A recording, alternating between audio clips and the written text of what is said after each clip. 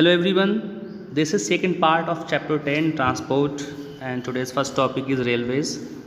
In first part I had explained you about highways and this is our today's first topic railways. Railways in Hindi we call it rail मार्ग. Railway को हम हिंदी में rail मार्ग नाम से जानते हैं एंड रेल मीन्स पटरी. रेल का मतलब होता है पटरी, तो ये वो मीन्स ऑफ ट्रांसपोर्ट है जो कि पटरी पर दौड़ता है. Here you can see some pictures. This is Japanese maglev train, this is super fast train and this is Delhi metro. So let's begin our topic. Trains carry both goods and people and are a convenient way of traveling. Trains लोगों को भी और सामान को भी लाने ले जाने का एक बहुत अच्छा साधन है and are a convenient way of travelling, और ये यात्रा का बहुत सुविधाजनक आरामदायक साधन है. Railways were first introduced in India in 1853 when the first train ran between Thane and Bombay. Bharat में पहली ट्रेन ठाणे से बॉम्बे के बीच में चली थी सन 1853 में. सो इन 1853 द फर्स्ट ट्रेन रैन. भारत में पहली ट्रेन 1853 में दौड़ी थी. टू प्लेसेस हैं, ठाणे से लेकर बॉम्बे को ट्रेन ये गई थी, ठाणे से बॉम्बे की ओर. Today India has fifth largest rail network in the world and the second largest network in Asia. आज भारत में दुनिया का 5वां सबसे बड़ा रेल नेटवर्क है और एशिया का दूसरे नंबर का सबसे बड़ा रेल नेटवर्क है. For its smooth functioning, the Indian Railways is divided into several zones such as Northern Railways, Southern Railways and Southern Eastern Railways, etc. etc. तो आज के समय में जो रेल नेटवर्क है, भारत एक बहुत बड़ा देश है, तो इसलिए भारत में रेलवे के स्मूथ फंक्शनिंग के लिए, ताकि जो ट्रेन्स हैं वो सही तरह से चलती रहें, कहीं पर कोई प्रॉब्लम क्रिएट ना हो, तो इसलिए रेलवेज़ को अलग अलग जोन्स में डिवाइड किया गया है, जैसे कि northern Railways, southern Railways, southern eastern Railways. इसके अलावा कुछ और भी जोन्स हैं जिसमें इंडियन रेलवेज़ को डिवाइड किया गया है. The longest train route in the world is the Trans-Siberian Railway, which runs over 9,200 km from Vladivostok to Moscow. दुनिया का सबसे बड़ा train route trans Siberian railway है. उसका नेम है ट्रांस साइबेरियन रेलवे. ये दुनिया का सबसे बड़ा ट्रेन रूट है. ये लगभग 9,200 किलोमीटर का सफ़र तय करता है. टू प्लेसेस हैं, व्लादिवोस्तोक टू मॉस्को तक का सफ़र तय करता है. Other countries like China, Japan and France have introduced super fast trains that runs at 400 kilometre per hour.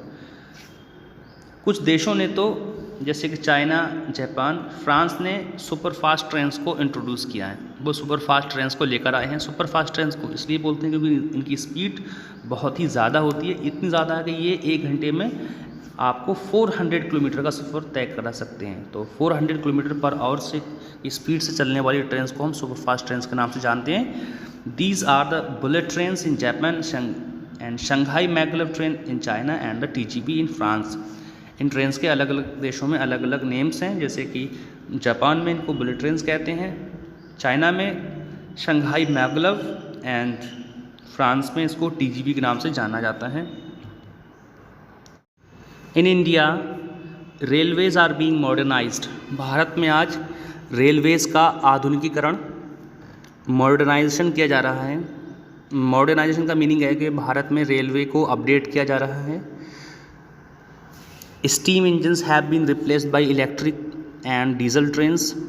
और जो स्टीम इंजन्स हुआ करते थे उनको आज इलेक्ट्रिक और डीजल ट्रेन्स इंजन से रिप्लेस कर दिया गया है. पुराने ज़माने के जो स्टीम इंजन थे, जो भाप से चलते थे, उनको हटाकर इलेक्ट्रिक और डीजल इंजन्स को इंट्रोड्यूस किया गया है. Reservation of train travel has also been computerised. आज भारत में रिजर्वेशन की जो प्रक्रिया होती है, जिसमें हम अपनी सीट को रिज़र्व करते हैं, उसको भी कंप्यूटराइज कर दिया गया है. The metro has been introduced in major cities such as Delhi, Kolkata, Bengaluru, Gurugram, Mumbai and Chennai, Jaipur. Bharat के कुछ मेजर सिटीज़ जो बड़े बड़े शहर हैं उनमें मेट्रो ट्रेन्स को लाया गया है, जैसा कि दिल्ली में, कोलकाता में, बेंगलुरु में, गुरुग्राम में, मुंबई में, चेन्नई, जयपुर में। अब नेक्स्ट टॉपिक इज एयरवेज, मतलब ये है वायुयान सेवा, इसको हम हवाई जहाज़ सेवा के नाम से भी जान सकते हैं। Flights operating within a country are known as domestic flights. वो हवाई जहाज़ जो एक देश की सीमा के भीतर उड़ते हैं उनको हम कहते हैं डोमेस्टिक फ़्लाइट्स, मतलब घरेलू फ़्लाइट्स। डोमेस्टिक कभी नहीं, घरेलू होता है। अगर इंडिया के किसी एक सिटी से दूसरी सिटी को फ़्लाइट उड़ रही है तो वो डोमेस्टिक फ़्लाइट के नाम से जाना जाएगा उसको। And the flights made across countries are called international flights. और जो फ़्लाइट्स एक देश से दूसरे देश का सफ़र करा रही हैं, एक देश के एक शहर से दूसरे देश के किसी शहर में सफ़र करा रही हैं, वहाँ तक हमें लेके जा रही हैं, ऐसी फ़्लाइट्स को हम इंटरनेशनल फ़्लाइट्स यानी कि अंतर्राष्ट्रीय फ़्लाइट्स के नाम से जानते हैं। The first domestic flight in India began in 1911। Bharat में पहली डोमेस्टिक फ़्लाइट 1911 में शुरू की गई थी। When postal mail was carried by plane from Allahabad to Naini junction a distance of 6 miles. Bharat में पहली फ़्लाइट डोमेस्टिक फ़्लाइट 1911 में उड़ी थी, जब पोस्टल मेल को प्लेन से इलाहाबाद से नैनी जंक्शन पहुंचाया गया, जो कि लगभग 6 मील की दूरी थी। In January 1933 Indian JRD Tata, Manmohan Singh and SP Merwan Engineer flew from England to India. जनवरी 1930 में 3 भारतीय JRD टाटा, मनमोहन सिंह और SP मेरवान इंजीनियर ये इंग्लैंड से भारत इन्होंने सफ़र तय किया। Later JRD Tata was awarded a licence to fly as a pilot in 1932।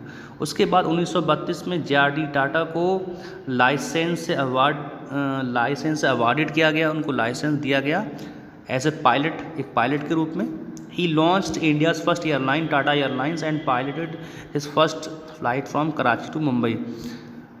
उन्होंने भारत में इंडिया की पहली एयरलाइन को यानी कि हवाई सेवा को लॉन्च किया, जिसका नाम उन्होंने रखा था Tata airlines.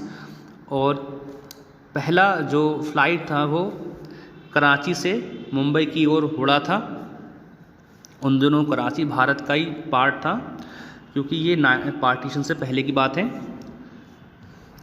The name of Tata Airlines was change to Air India 1946 and thereafter the airline began flying aircraft to international destinations.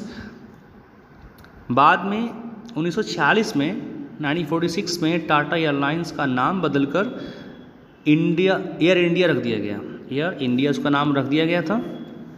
और उसके बाद इस हवाई सेवा ने इंटरनेशनल डेस्टिनेशंस यानी कि अंतर्राष्ट्रीय उड़ानें भरना शुरू कर दी। Now air